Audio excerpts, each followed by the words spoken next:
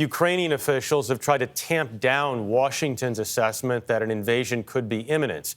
For a sense of conditions on the ground and the movements along the border, we go to Imtiaz Tyab in the Ukrainian capital of Kyiv. Imtiaz, good morning. Jeff, good morning. With the threat of a Russian-led war only growing, it's a race against time to find a diplomatic solution to this crisis as Ukrainian forces brace for the worst. Never has patrolling this perimeter been so fraught with peril. The narrow sliver of territory separates Ukraine from Belarus. And it's up to these Ukrainian border forces to keep a close eye on their nation's northern front. It's almost eerily quiet here. But there in Belarus, Russian and Belarusian forces are holding some of the largest military exercises since the Cold War. Margarita Vershinina is the commander in charge.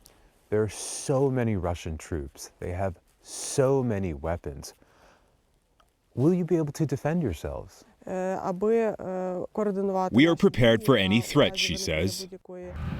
Russia's live-fire military exercises in Belarus is being seen as a prelude to war. A war which could cost tens of thousands of lives and displace millions. As President Biden urges all Americans in Ukraine to leave, with the State Department worrying too few are doing so. It's a difficult decision, says Brian Best. The U.S. citizen lives in Kyiv with his Ukrainian wife and 2 children. Have you made any calculations, any sort of plans, contingency plans? It's really difficult to plan for. Where would I go? This is my home. You know, I suppose that if bullets were flying in Kyiv, yeah, I would get in our car and we would find the closest border and try to exit. But until then, I think we would stay here as long as we can.